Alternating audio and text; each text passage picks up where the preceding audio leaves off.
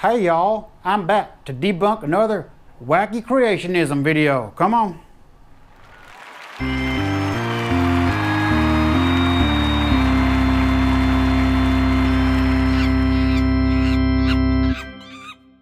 Hello, this is Pastor Gene Kim from San Jose Bible Baptist Church. A lot of atheists and evolutionists, they'll try to say to you, oh, so you believe that Jonah was swallowed by a whale? What? No. How many animals can fit inside Noah's Ark? Noah's Ark? That wasn't real. Jesus turned water into wine. Okay, now that was just a cheap party trick I did one night, man. Come on. Oh, he raised himself from the dead. Are you serious, dude? I didn't die on that cross. I was just resting my eyes. You believe some magic being created the whole universe in just 6 days, just like that. They'll make fun of you saying, how can you believe that kind of stuff? Seriously, man, that is a good question. How can you believe that kind of stuff? It's ridiculous. Well, actually, evolution is even more hard to believe. No, it ain't. Evolution is backed up by evidence. Did you look into the evidence before you decided to make this video building up strongman versions of evolutionary claims? Or you just try to knock them down without even understanding them? I mean, I got my suspicions, but let's wait and see. All right, I'm going to give you several cases to show it, all right? Now, first, let me ask you this.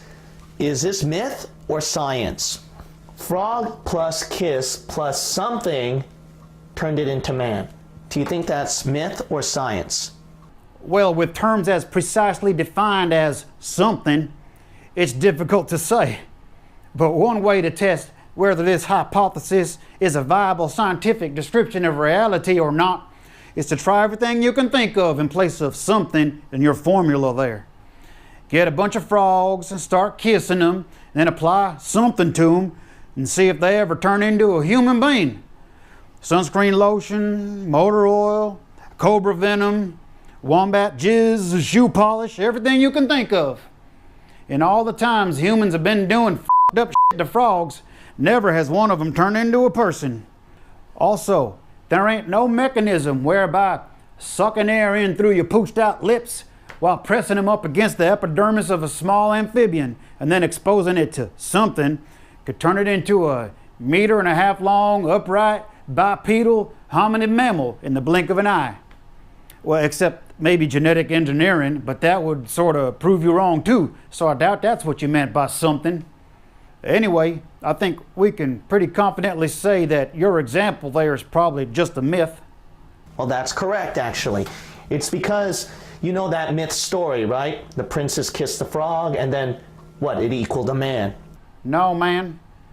It ain't that we think it's probably a myth just because we heard the story before. It's because, like I just said, there ain't no known mechanism whereby it could happen the way you described.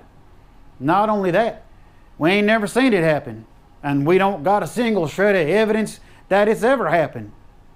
However, if we did see it happen or gather evidence to support it happening, scientists would likely begin to accept it and study it and try to understand how it happens, what the mechanism behind it might be. It equaled man. All right, let's look at this story right here, this case. A sheep or cow, okay, plus water, plus something that happened equal whale.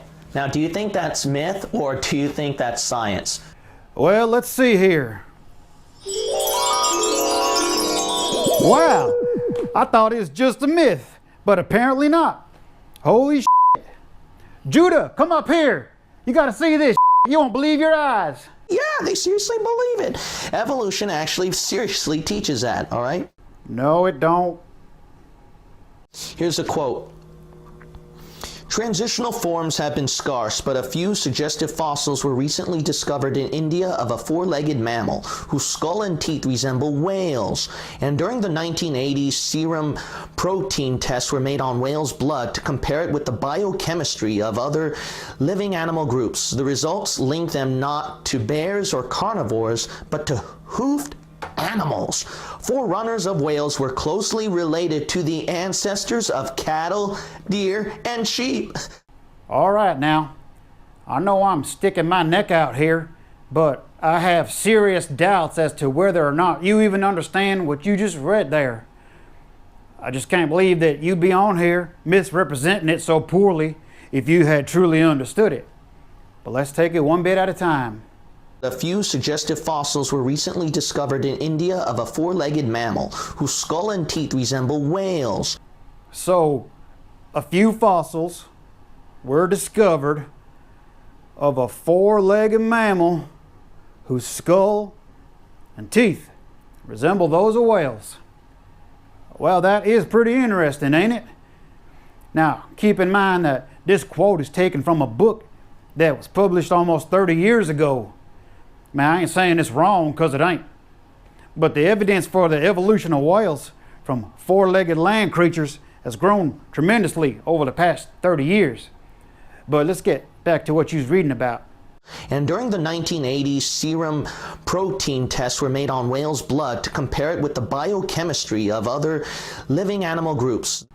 All right, so they did blood tests on living whales and compared it with other living animal groups. And well, that sounds pretty interesting to me. What did they find, Pastor Gene? The results link them not to bears or carnivores, but to hoofed animals. So the results showed that whale's blood has something in common with hoofed animals. Not to bears, not to carnivores, which usually have claws, but to animals what got hooves, like cows and sheep. I mean, so far, I don't even know what you're arguing against. All you've done is describe some facts that people have discovered. It's like, yesterday my mom found an envelope from the electric company on the kitchen counter with her name and address on it. No f***ing way. Forerunners of whales were closely related to the ancestors of cattle, deer, and sheep.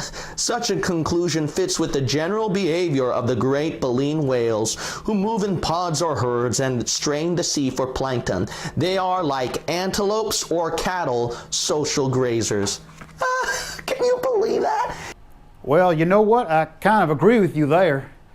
If this were all the evidence we had to link whales to hoofed animals, I'd probably think it was laughable too. But luckily, this is just one crazy small piece of evidence to support that hypothesis.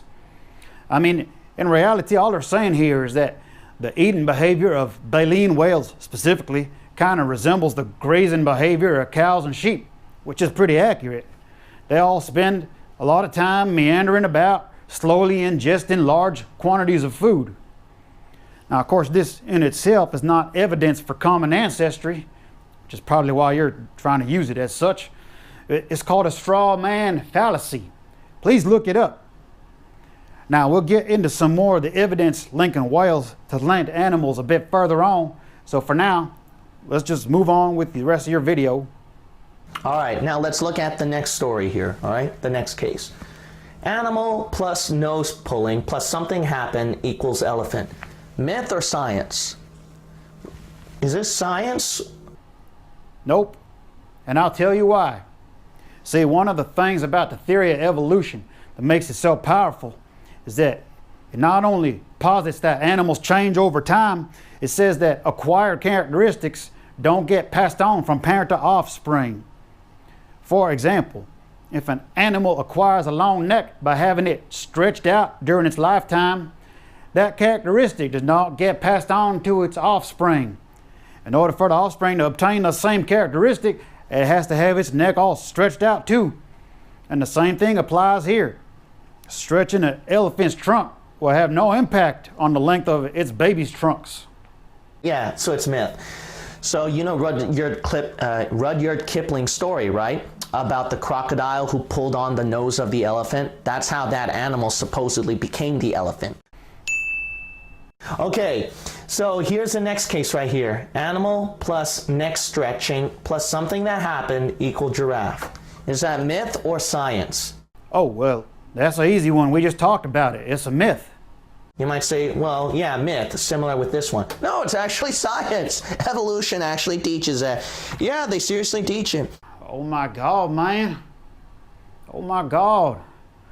This concept does not get taught in classrooms today. If it does, it's by incompetent buttholes who don't know what they're talking about. Either that or by dishonest people who have an ulterior agenda and wish to deceive students by trying to trick them into believing some hocus pocus bullshit instead of what can plainly be shown by a preponderance of evidence. Please look it up. All right now, I can see that I have grossly underestimated the amount of time and energy that rebutting this here video would drain from my life force. So I'm gonna stop here for now and take a nap or snort some Four Loko or something. And we'll get back to debunking the rest of this bullshit creationism video soon. All right, see y'all next time.